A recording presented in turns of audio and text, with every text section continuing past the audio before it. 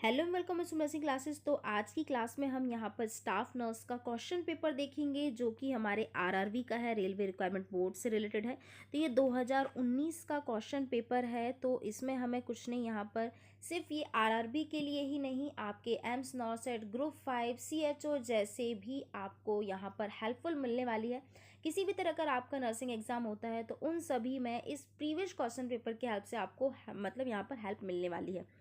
तो चलिए हम चलते हैं। फर्स्टली तो हम ये देखेंगे कि जो ग्रुप 5 होता है या फिर आरआरबी के जो क्वेश्चन पेपर होते हैं वो किस टाइप से आते हैं। तो हम यहाँ पर देखते हैं कि देखिए फर्स्टली तो यहाँ पर लिखा हुआ है, हमें यहाँ पर एक मैथ्स का यहाँ पर क्वेश्चन देखने को मिल रहा है।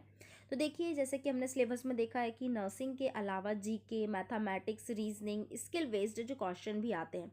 75 तो हमारा नर्सिंग का ही रहेगा, लेकिन 25 में हमारे यहाँ पर जीके और ये सारी चीज़ें यहाँ पर ऐड हो जाती हैं। बट यहाँ पर जो हमारा आरआरबी का और जो ग्रुप 5 का है, मोस्टली इसमें जीके और मैथमेटिक्स पूछ ही ली जाती है। तो देखिए हम यहाँ पर देख रहे हैं find the next number in the series. अब इस नेक्स्ट नंबर ऑफ सीरीज़ जो कि हमने 10th में भी पढ़े हैं, 8th 9th में भी पढ़े हैं, जो कि काफ़ी ईजी होते बट इन्हें समझना थोड़ा सा डिफिकल्ट होता है। अब देखिए यहाँ पर हमें देखना होता है कि जो इसका जैसे कि यहाँ पर लिखा 7 9 13 21 37, तो इसके आगे का क्या होगा। अधिकतर तो हम अनुमान लगाते हैं कि 2 2 का अंतराल में होगा, 4 4 के अंतराल में होगा, 5 5 के अंतराल में होगा, लेकिन नहीं, हम स्टार्टिंग के 1 2 3 4 5 जो हमारे 5 कैरेक्टर हैं, 5 जो हमारे नंबर हैं, उसके हेल्प से हम यहाँ पर जजमेंट कर सकते हैं कि 7 और 9 के बीच में यहाँ पर 2 प्लस है, 9 से 13 के बीच में यहाँ पर 4 प्लस है। तो अब यहाँ पर 2 से जब 4 हुआ है, डबल हुआ है, तो स्वाभाविक सी बात है अब डबल ही हो रहा है। तो 4 से क्या होगा, 8 होगा, और 8 से क्या होगा, 16 से होगा 32। तो 37 में सीधे हमें 32 काउंट कर देना है, तो ये आ जाता है हमारा 69। देख सकते हैं यहाँ पर आंसर भी यहाँ पर दिया हुआ है पूरा कि कैसे इसे क्लियर किया गया है। अब देखिए यहाँ पर बहुत ही अच्छा क्वेश्चन आया है, ये भी एक जीके का ही क्वेश्चन है। तो यहाँ पर लिखा हुआ है, in domestic water sewage which of the following things is not a part of dissolved material। तो देखिए यहाँ पर सीधे सीधे क्या पूछ रहा है कि यहाँ पर लिखा हुआ है कि इन डोमेस्टिक वेस्ट सीवेज, घरेलू जल सीवेज में निम्नलिखित में से कौन सी चीज़ घुलित पदार्थों का हिस्सा नहीं है। तो जो डोमेस्टिक वेस्ट जो सीवेज होता है, जो डोमेस्टिक वेस्ट होता है, उनमें से ऐसा कौन सा मटेरियल है जो कि घुलता नहीं है, जो कि डिज़ोल्व नहीं होता है, मतलब डिज़ोल्व मटेरियल नहीं है जो हमारा डोमेस्टिक वाटर सीवेज होता है या फिर डोमेस्टिक जो वेस्ट होता है। तो यहाँ पर देखिए क्वेश्चन यहाँ पर ऑब्जेक्टिव में लिखा हुआ है nitrate, phosphate, calcium and sand. तो इसका जो राइट आंसर है वो क्या है, सैंड होगा, है ना, मतलब रेत। क्योंकि देखिए नाइट्रेट है, फॉस्फेट है, कैल्शियम है, लेकिन सैंड जो रेत होगा ना वो क्या होगा, डिजॉल्व नहीं होगा। तो बहुत ही इजी क्वेश्चन है कि यहाँ पर हम कॉमन से क्वेश्चन देखने को मिल रहे हैं कि रेत क्या है, नहीं घुलनशील होगा। तो यहाँ पर क्या लिखा, water waste product due to human activities in household is called domestic water या फिर वेस्ट वाटर। घरेलू मानवीय गतिविधियों के कारण उत्पन्न अपशिष्ट जल को घरेलू अपशिष्ट जल कहा जाता है। ये तो हमें पता ही है कि जो भी हम यूज़ कर रहे हैं पानी को, जो भी वेस्ट निकल रहा है उसे हम डोमेस्टिक वेस्ट बोलेंगे, डोमेस्टिक वाटर वेस्ट बोलेंगे। लेकिन इन डोमेस्टिक वाटर वेस्ट में क्या क्या होता है, नाइट्रेट, फॉस्फेट, कैल्शियम, ये सारे कैसे होते हैं, डिकम्पोज्ड मैटर्स होते हैं, है ना, ये पार्ट ऑफ डिकम्पोज्ड मैटर हैं, जैसे कि nitrate, phosphate, calcium. But sand is not a part of domestic waste water. लेकिन जो रेत है वो घरेलू अपशिष्ट जल का हिस्सा नहीं है, क्योंकि यहाँ पर बात की क्या की जा रही है, डोमेस्टिक वाटर सीवेज की बात की जा रही है। लेकिन सैंड यहाँ पर अलग ही है, रेत अलग चीज़ है जो कि हमारे घरेलू डोमेस्टिक में डोमेस्टिक जो वाटर वेस्ट में नहीं आता है। Right answer is sand. अब देखिए ये मैथमेटिक्स का क्वेश्चन आ गया, बहुत ही अच्छा है। अब हम इस चीज़ को करते नहीं हैं, पढ़ते नहीं हैं, तो हमारे माइंड से बहुत सारी चीज़ें मतलब एक तरह से हट जाती हैं। बट देखिए, a girl started to walk 2 kilometre. Girl ने स्टार्ट किया 2 किलोमीटर वॉक करना इन नॉर्थ डायरेक्शन। देखिए यहाँ पर साथ में हमें आंसर भी देखने को मिल रहा है किस तरह से क्या हो रहा है। तो नॉर्थ से यहाँ पर 2 किलोमीटर उसने स्टार्ट किया and turn toward her right. And right क्या किया उसने, राइट टर्न कर लिया। राइट के बाद वो कितना किलोमीटर चली है, 6 किलोमीटर चली है, जैसे कि हमें देखने को मिल रहा है। एंड वॉक 3 किलोमीटर, फिर उसने क्या किया, 6 किलोमीटर चलने के बाद राइट साइड में फिर वॉक किया उसने 3 kilometre. And once again took a left turn to walk 3 kilometre. And then उसने क्या किया, लेफ्ट 3 किलोमीटर टर्न हो गई। Before taking another left to walk 5 kilometre, फिर उसने 3 किलोमीटर से रिटर्न होती है, ये क्या हो जाता है, लेफ्ट में चलती है 5 kilometre. How far is C from the starting point, तो हमें यहाँ पर बताना है कि उसने शुरुआती बिंदु में कितनी दूरी है, मतलब अभी से लेकर अभी तक की उसने कितना किलोमीटर चल लिया है। तो देखो यहाँ पर सारा डायरेक्शन दे दिया गया है, नॉर्थ, ईस्ट, वेस्ट और साउथ। और यहाँ पर पूछा है कि 5 किलोमीटर चलने के लिए बाएं मुड़ती है, चलो 5 किलोमीटर के लिए दोबारा से वो मुड़ जाती है।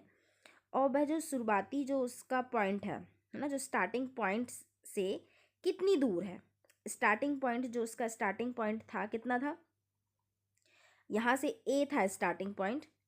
और उसने क्या किया, देखिए पूरे पॉइंट्स बने हुए हैं। अब ये पूछ रहा है कि स्टार्टिंग पॉइंट से अब कितने दूर है, इतना सारा चल लिया उसने, 2 किलोमीटर चला उसने, 6 किलोमीटर चला, फिर 3, फिर 3, फिर दोबारा 5 किलोमीटर से रिटर्न हो जाती है।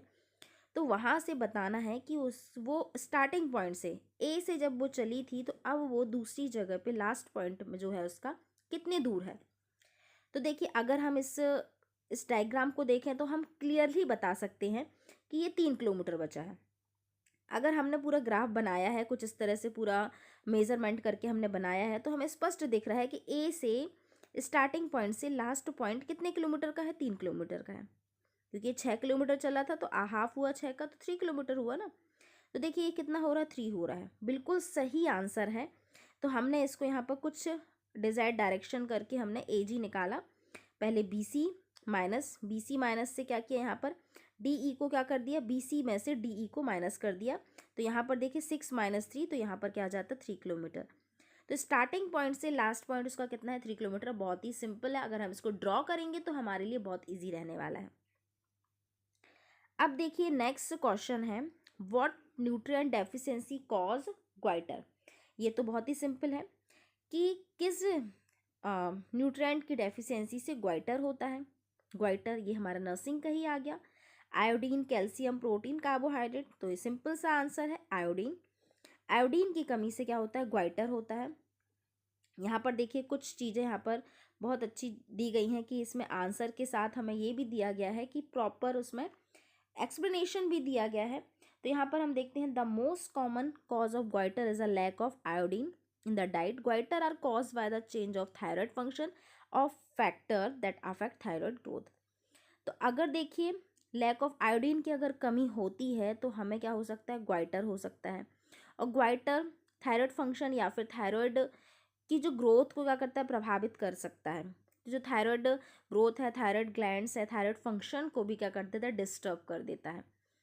2 hormone produce by the thyroid at thyroxine and triiodothyronine. तो 2 हार्मोन थायराइड से होते हैं, 2 प्रोड्यूस होते हैं। वो कौन कौन से हैं, T4 और T3, थायरोक्सिन और टाइडोथैरोनिन।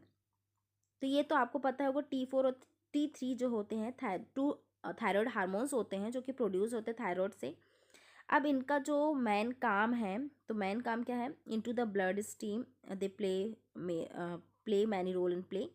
हम देखेंगे कि जो हमारे थायराइड जो हैं, थायराइड ग्लैंड्स हैं में से जो सीक्रेट होता है हमारा T3 और T4, इसका मेन फंक्शन क्या है, तो conversion of food into energy, भोजन को क्या करना, ऊर्जा में कन्वर्ट करना ना, भोजन को मतलब जो हमारा खाना है उसको एनर्जी में कन्वर्ट करना।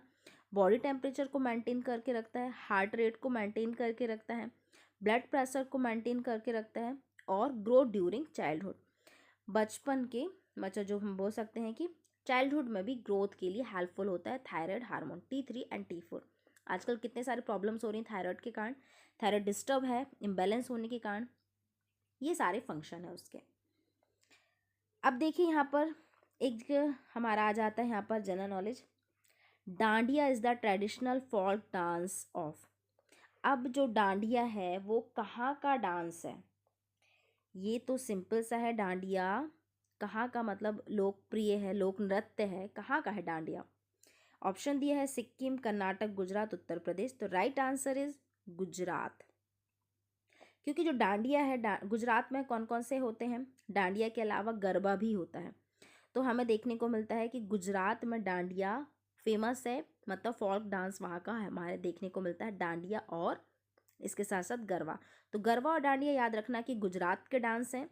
और सिक्किम के जो डांस हैं वो मारूनी और छूफाट, इसका याद रखना। जो सिक्किम के जो है, देखिए कोई भी क्वेश्चन पूछ लिया जा सकता है। सिक्किम का जो है मारूनी और छूफाट, और कर्नाटक का जो डांस है यक्षगान और कुनीता, और गुजरात का डांडिया और गरबा। हमारे यूपी उत्तर प्रदेश का जो हमारा डांस है रासलीला, नौटंकी, झूला और कजरी।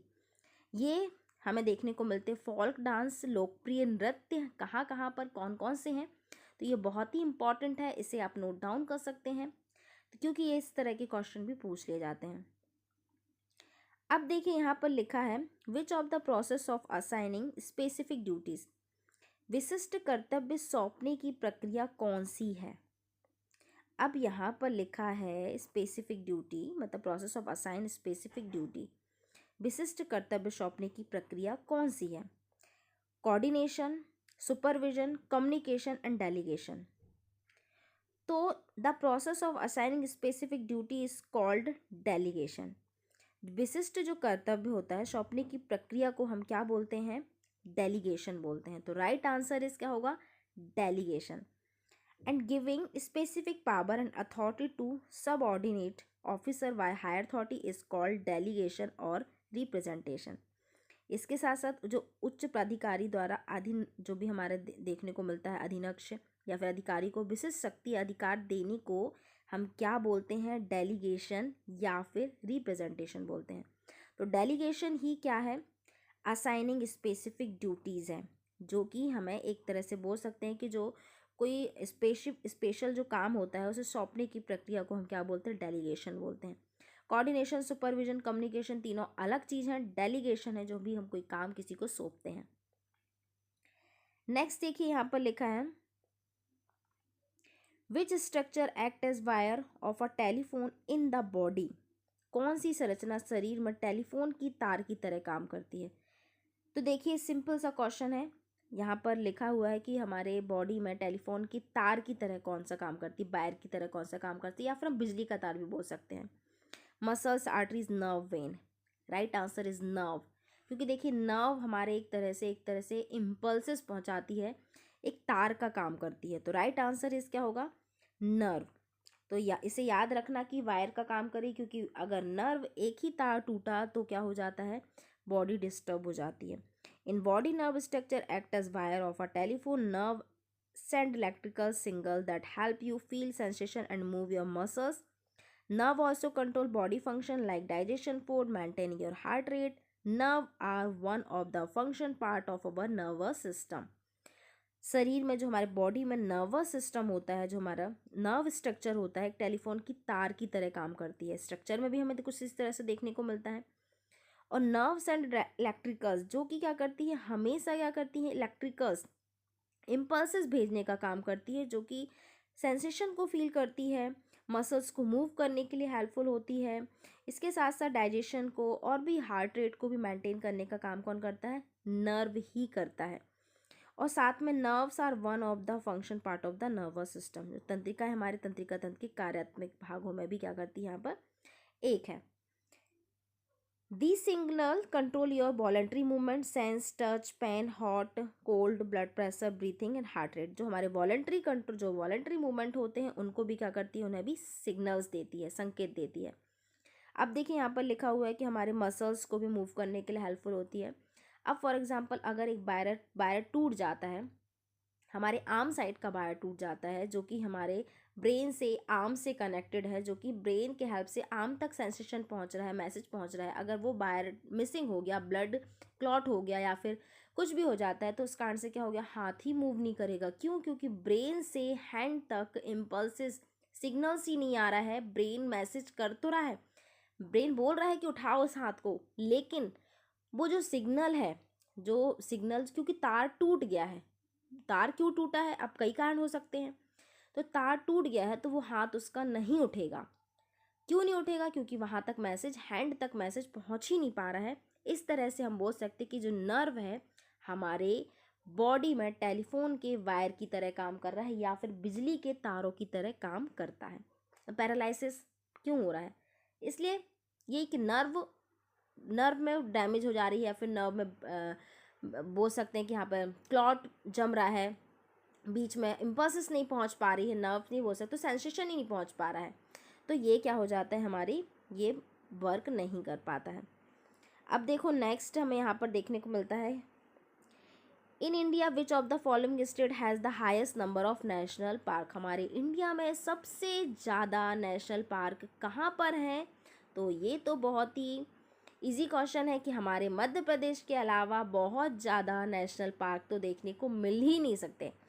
तो हमारे मध्य प्रदेश में नेशनल पार्क हैं हाईएस्ट नंबर में, उनमें से 11 हमें नेशनल पार्क देखने को मिलते हैं हमारे इंडिया में, हमारे भारत में।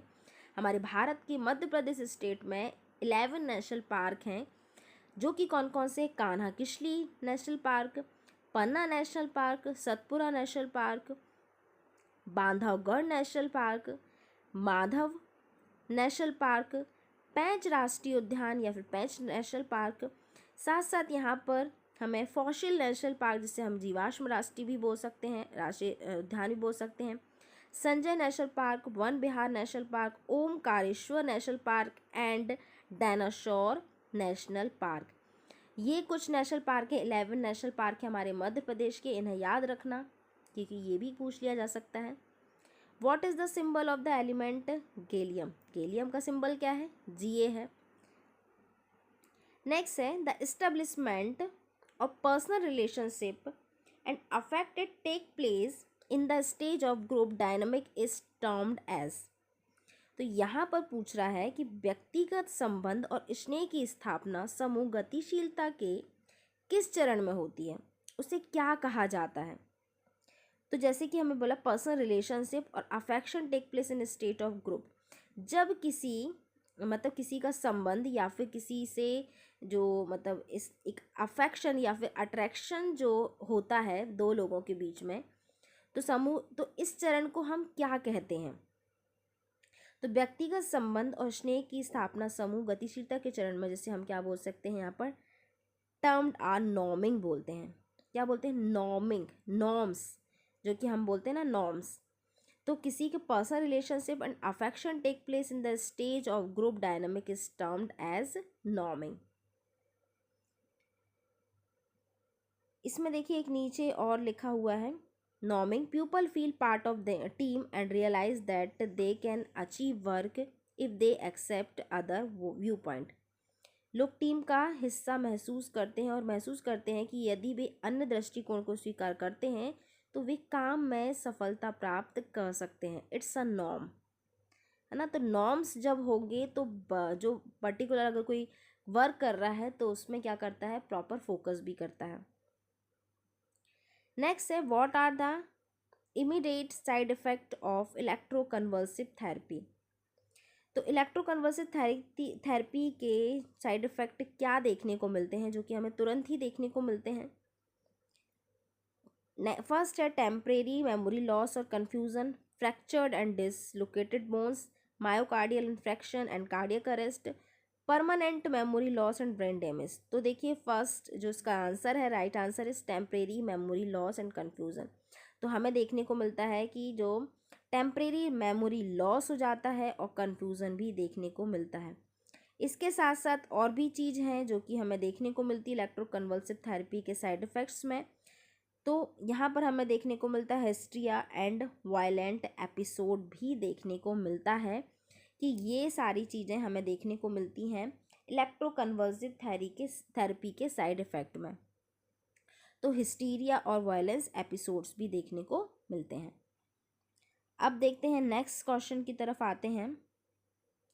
The real executive of the Indian government is. तो भारतीय सरकार की वास्तविक कार्यपालिका कौन है? President, prime minister, speaker and vice president.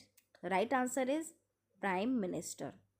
ये भी हमारा जीके का क्वेश्चन आ जाता है। अब आता है हमारा नर्सिंग का। HML analysis mean, HML analysis का मतलब क्या होता है? तो इसका राइट आंसर अगर आपने पढ़ा है नर्सिंग में ही, हमारे इसी का है, तो ये हमारा हो जाएगा HML is involuntary control technique whose full form is high, medium and low estimate. तो राइट आंसर होगा इसका बी। HML का जो फुल फॉर्म होगा high, medium and low estimate, जो कि क्या है, एक इनवॉलंटरी कंट्रोल टेक्निक है। और इसके अलावा हमें और भी देखने को मिलते हैं ABC एनालिसिस। ABC एनालिसिस आपने पढ़ा है कि ABC एनालिसिस क्या होता है। ABC का जो फुल फॉर्म है ऑलवेज बेटर कंट्रोल। नेक्स्ट हम देखने को मिलता है VED analysis, vital essential desirable. FSN analysis, fast slow moving and non moving. SDE analysis, scarce difficult easy. ये फुल फॉर्म है, ये बहुत इंपॉर्टेंट है, इन्हें भी याद कर लेना, जो कि हेल्पफुल रहने वाला है। अब ये तो हो जाता है हमारा 13 क्वेश्चन। अब 14 क्वेश्चन की बात करते हैं। तो यहाँ पर लिखा है anti psychotic drug are prescribe to decrease the psychotic symptom why. तो जो एंटी साइकोटिक जो है हमें देखने को मिलता है, जो सिम्टम्स हैं एंटी साइकोटिक्स के, जो लक्षणों को कम करने के लिए एंटीसाइकोटिक जो ड्रग होती है, दवाएं निर्धारित कौन सी की जाती हैं ना।